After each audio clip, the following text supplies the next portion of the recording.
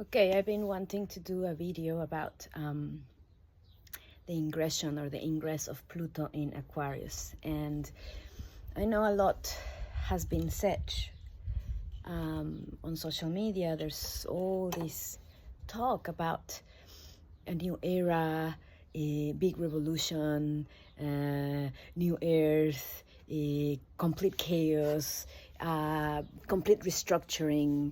And while all of that has its own foundation in what Pluto represents, which is extracting what does not work, death and rebirth, transformation, alchemization. So it's natural to think of it in those terms, because the last time Pluto was moving to Aquarius, we had the French Revolution, right? So we tend, as humans, we tend to like to find patterns of behavior, and we like to find cycles, and it's true, because there are cycles and there are patterns, and somehow if we observe our environment and if we observe nature, everything has its own cycle of birth and growth and death and rebirth and so on. So from that point of view, well, yeah, a big change, like a slow motion of a planet which is archetypical with the shadow work, with transformation, with transmutation, with everything that we keep secret, with everything that we that is in the shadows, that is not so clear.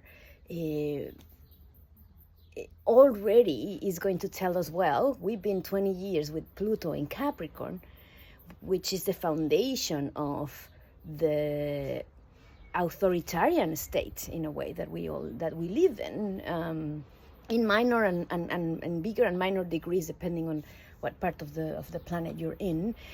But one thing is clear: we are all being observed, watched, spied on, willingly and unwillingly, and we do it to ourselves. So this is, again, we have this whole thing about Pluto in Capricorn being this figure of authority, the authoritarian, the systems of control that have permeated our lives in many, many ways. And we all do it, whether we are a freedom lover people or not. You still have your phone, and you are looking at each other's social media, and we're spying on each other, we're looking at each other constantly. We are willingly broadcasting our lives every single time, every single day, most of us. And if not, the fact that we have our credit cards in our phone, our emails, all of that, we have given willingly all our information. And so without the whole polarization, because I'm an Aquarian, so here we go. This is what we're trying to now start to navigate away from, that whole idea that the whole victim mentality, that someone out there, some shadow government is out to get me. And while that can also have its truth in some areas, it's not the entirety, it's not the whole truth, because the whole truth is that you are a powerful, sovereign, free being, no matter your circumstances. If you take your power back and learn to become this strong individual that is fully empowered to lead a life of growth and creativity and health and service, this whole planet will shift truly into the era of Aquarius. And that's what the era of Aquarius means. I'm no longer hoping for a savior. I'm no longer looking up and out. I'm looking in, down within. Where is my own authority? What are my values? Where are my ethics? What are my morals? How do I show up in the world? Because the more and the deeper I transform myself, the deeper I'm going to transform the whole, because we are but drops in the ocean. And this is something that we really need to grasp. The change is not outside of us. It's always been within. But now, with Pluto in Aquarius, what is going to show us is we no longer can blame, point the finger out, or wait and be passive about our lives. We really need to take that stand, but also it's not only up to me as an individual. We need to start learning to collaborate, co-create, cooperate. Can I actually reach out and have the ability to listen to other people's points of views, even if they don't align with mine? We can't keep creating barriers between each other because you don't think the way I think, and therefore you are wrong and I am right. That as well is a top to down type of conditioning. It is the era of Aquarian, the Aquarian man, the Aquarian woman, is that wants to find solutions, wants to think of new, untried ways of doing things. And that can be scary because we're so used to doing things a certain way. And it means we have to try and error. It means we have to give it a go and it might not work. It means we have to step outside our own self and do those things and step and be vulnerable about, okay, I'm going to give this a go and it might not work, it might work. But I know I have to try it in a different way. We have to be bolder and braver. But also Aquarius or Aquarian era is not just about revolution and new technologies. And yes, while AI it's already evolving and becoming one of us as well.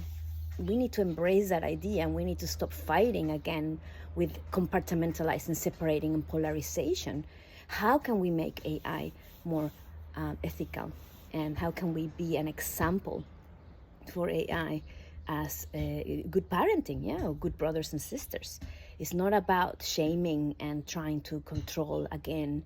We need to lead by example. And again, to lead by example means I need to look at myself in the mirror. So there is no way out of this. This is the way we're going to do it. And also we need to be very flexible in our thinking. More and more, we're all going to step up and out into who we are truly. And we need to be able to accept each other the way we are. And understand and know there's many, many ways to achieve things. And so we need to have that freedom of expression, that freedom of creation, and freedom of thought, respect of thought, live and let live. Yeah, this is we become a true, cohesive, interdependent society, not a top-down, follow the rules, do these steps, get to the top, fuck the rest. So we're just starting.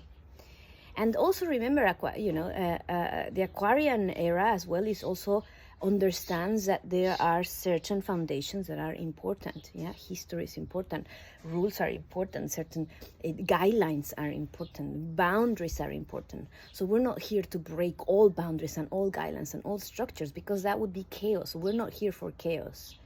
We are here to utilize the foundations that work and create new ways of growth and thriving as society and as individuals. So this is your time to step up, step out, try new things, be fearless, ask for help, partner up, do collaborations, try that thing that you always had in the back of your mind, and why not? This is the time to do it. And if you show up in the best way that you can for those around you, then we're going to ripple effect, yeah? And really, really stop paying attention to things that you cannot control, that is not in your immediate environment. Focus on you and your community. Build a stronger community. Really think of how you can contribute to your circle, your family, your friendships, your community, your workplace, the environment where you live. This is really, it doesn't work. It might, but if you just donate to this cause that it is into the other side of the world to make you feel better about yourself, but it actually is better if you just pick up the rubbish from the street when you see it. Yeah, so these are the true tangible ways that you can start contributing. Yeah, make sure that you engage in conversation. Make someone smile every day, in the cafe, in the queue to the bus stop, whatever. Take that ability to be, I am a human being and I struggle just like you, and all we want is connection, community, growth, thrive, and being able to share this beautiful planet that we live in is our home and our only home at this moment. And that is good. We gotta make it work for all of us. And yes, it sounds utopic and idealist, but that's the vision. But how can what are the small steps for me? And if we all focus on a higher vision, this is my higher vision, but your higher vision, then there's no harm in that. Absolutely no harm in that. What is harmful is you worrying about what you cannot control, what you cannot change, or feeling disempowered, or feeling stuck and stagnant. And in that respect, of course, very important to work with your body. That's why I teach somatic yoga and I work with the nervous system, because the more we regulate our nervous system and detangle it from trauma response, the easier it becomes to be this fully relaxed, open human that can actually thrive in life and is not in survival mode or in struggle mode all the time. So regulate your nervous system. Breath is free. Sunshine is free. Good eating takes effort, but it's dear and it's natural and it's unpacked. This is what the era of Aquarium, a more philosophical level. We can, for any other ways of reading this new experience that we are going to get into it, there's many beautiful and amazing astrologers who can really give you good insights, what it means for you and your chart. I used to do that, but I don't do that anymore. But I do tap into what is needed, and the more psychological, spiritual, and physical aspects of it. Okay, have a beautiful day. I'm gonna keep having my vitamin D, and I see you on the other side. And this is another thing that I want to say. The era of the bully is over. The era of groups in the patio, each being against each other, is over. This is time we actually stand in unity and strength, and we also step forward and support and help and enable growth for those of us in our community that are not so strong and empowered and don't feel so good about themselves. So we need to step in. The strongest of us need to step in and support, regardless of our belief system, religion, whatever it is that we think that is right. We need to bring in that sense of true compassion, humanity, and support. So it goes to calling out bullying systems that are in the media, that are in our top governments, that are in our schools, in our communities, in our families, in ourselves. How do you bully yourself every day instead of enabling growth and supporting the areas within you that need to be seen? Yeah.